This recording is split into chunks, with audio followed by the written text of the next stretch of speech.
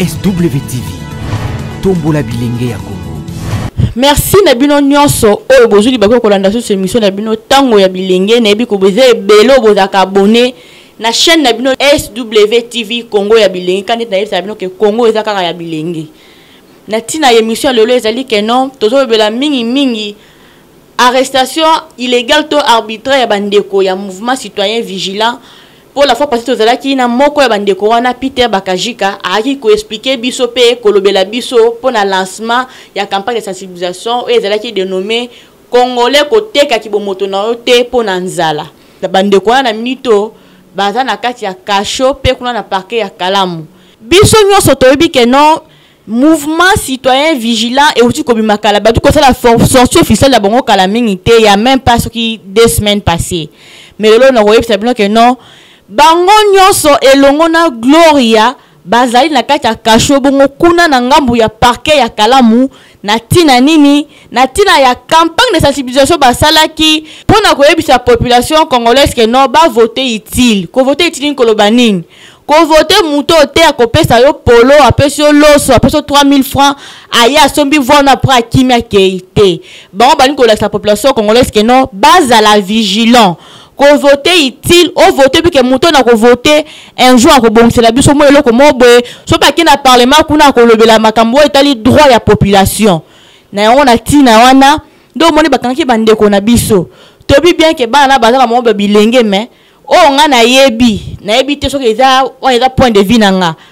ba idée na bongo eza mabete pour tout monde bato ebele anoko fa na bumbu na kitoki mosi na kamba yombe na kanluka kuna mais banda ki akoma député akima na ye wa côté wana akena na Montfleury akena ba Gombe ba Jebe lelo ya moni ke ne élection lingo ya susu azongeli susu mangulu na ye o ba vota ki na 2016 na 2006 plutôt na 2011 pour akosa mona moi 5000 francs moi 10000 francs ma polo ma pantalon moi nini pour ba voter ye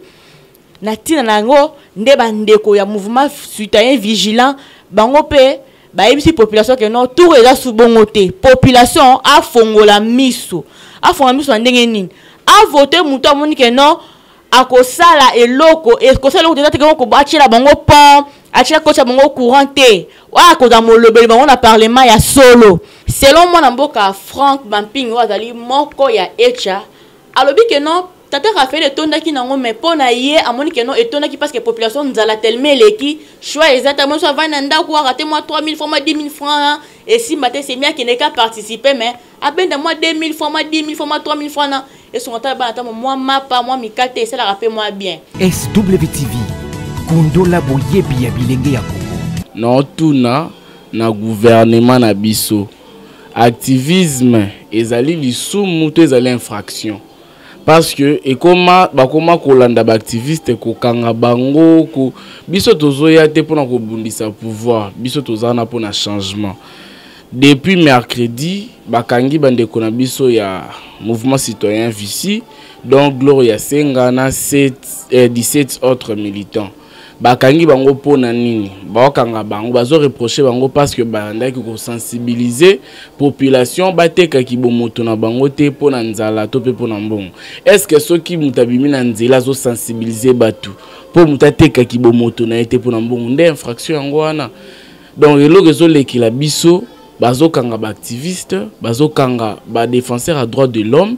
pona likamoko o ezo ebanate mutazo sensibiliser pour kalaming te tozo kota na maponami na place batu batia ba vote na bango na bato bazoya ko pesa bango bazoya ko monnaie ba voix na bango pona ba 1000 francs 2000 mutu a voté utile bazo sensibiliser avant to kota déjà na ba campagne ndelo ko bazo reprocher bango tozo comprendre que gouvernement est déjà parmi bato ba pesa ba mbongo ndango no monena na FCC na stade ba tonda ke bele pona ba 3000 bayebi déjà que population azana sima na bangote ndango no zomo bayebi que population azana sima na bangote population wana bakomisi bango na nzala potala ka population avivara o benga na taux du jour donc soit abimi ndoli soit abimi to liati population comme na niveau wana donc population azokoka ko nouer début du mois na fin du mois ti doit vivre du jour au jour le roi ndeke. Donc soit biminda les soit bimita oliati tellement que ba pauvre population ndé ngona bazoya pona ko monnaie population moyena ba 3000 et puis yo kana niveau ezali bolaki ba tout $10 on kiti 10 000 et kiti 3 000 et kiti 2 000 on les insulte les insultes d'abord et puis nangana ba s'appelle au Moroboy tout le monde na stade Tata Raphaël batondi belé tout le monde qui wana ba drapeau belé batondi jour il y a meeting à FCC tout le monde qui ba bus nyonso new transkin transco et ça la entretien té et ju bat nyonso degré de force direction Tata Raphaël mais jour à meeting et opposition tout le monde non ba bus nyonso fait ça l'entretien ba bus nyonso ville ya Kinshasa ça l'entretien est-ce que beaucoup comprendre le quoi on a ba constaté que notre tronçon au ba bus ya tronçon au et ça l'entretien donc ba zui biloko ya l'état ba s'approprier nango po ba ndo ça les lango pour na propres intérêts na bango pe lisusu likambo o ya repesa ba mbongo pour na royana ba meeting et ça une façon ya corruption soit disant entre guillemets invalida qui candidature à Jean-Pierre Bemba pour la subornation des témoins mais n'est-ce pas là il y a un groupe ça na population ba pesa mbongo pour population to stade balba ke oui population na biso ngana zoleka na nzela micro ya ndeko Janeli na zoloba ke population za na sima FCCT peut lobby toujours continuer kolobaké élection avec ou sans machine à voter le 23 décembre toujours changer page Chadar yatanga na organiser na élection Chadar a organisé ba élection T le 23 décembre toujours changer page ya régime actuel FCC majorité présidentielle bazali sous na population T bato bazana sima wana ba olandara mbongo Ceux qui j'ai des images avec moi au monde bazo yembela bango bazo yembela Chadari bazo yembela Tchala mwana au monde qui na kata population ana bazo yemba ketoye awa pona 10 000 j'ai des images donc population zo yembela bango ba ye wana pona 10 000 donc population tellement nzaleza ba mo donc ebele bazaki na mona ki ngo cop ba ke bosali na mino mitina mino na suka 10 000 pour preuve tant ba ki na ba 3 000 wana ba tu ba bundi batu bazoki pona nini balakaki batu 10 000 ekomi ba 3 000 bato bazaki na ba liste na tongo o bakokise bambongo na bango te batu balandi bango tina bandaku liboso ba portail ti 22 batu bazaki na bazila ba 10 000 na bango ta niveau ba comme si population ale biso soto bimina nzela pona ko sensibiliser que population tika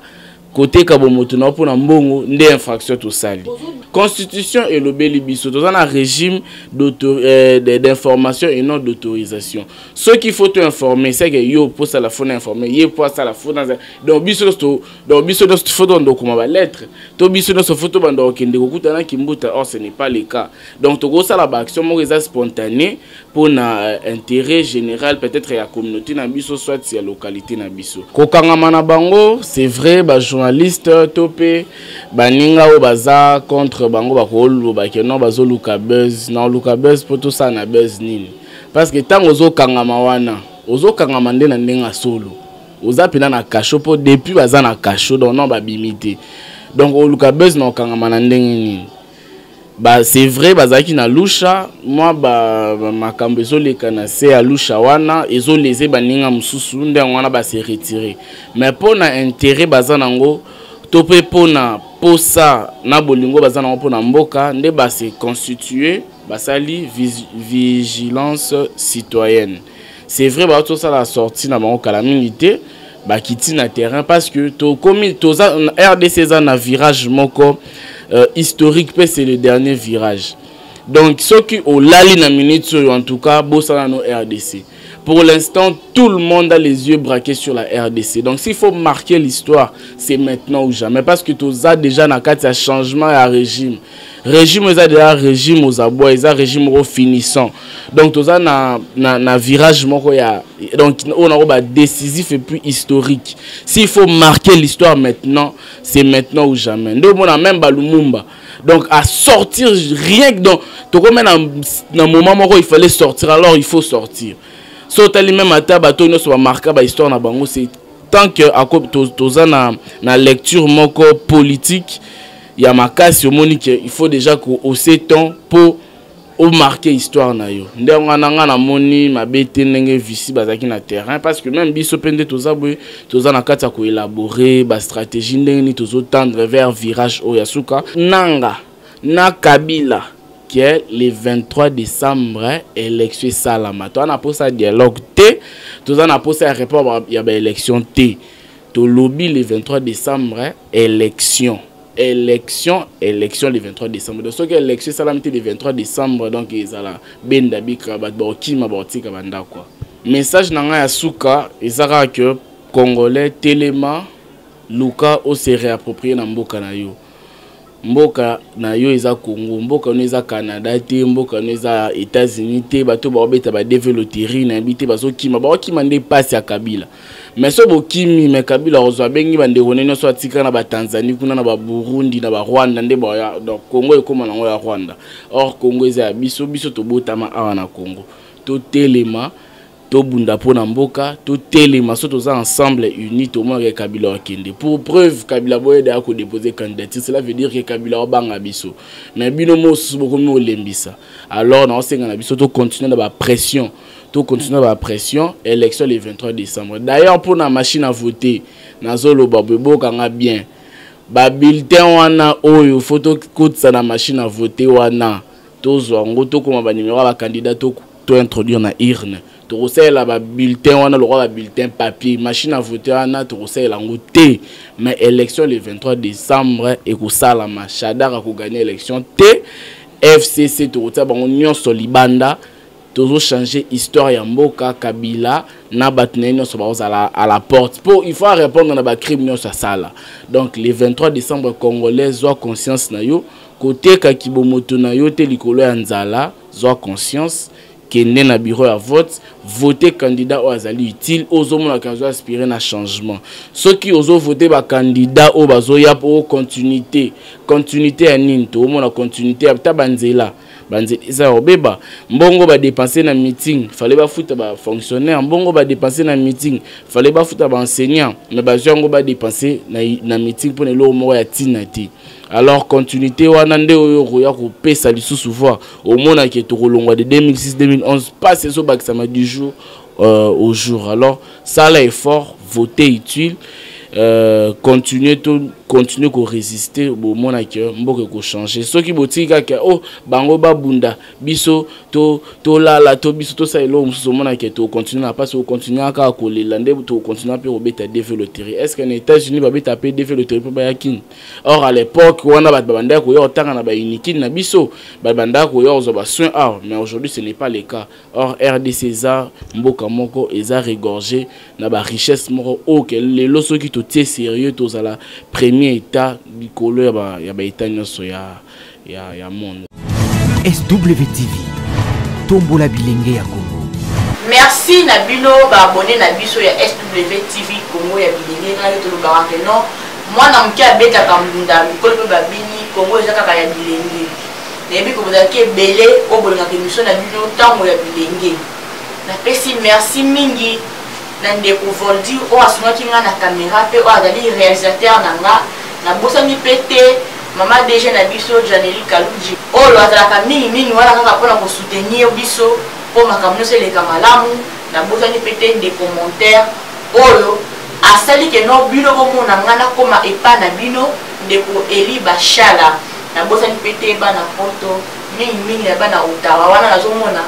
boss de boss honorable Almadog pe na bosanité mon ami personnel Vanessa Ngonde yala o azali bomo kuna na Chicago na pesi bino bambote belé la bino fort na yebi ko bozake belé wana ko la émission o nga na sala Sandra Kasson na lela bino fort ko le nga pe fort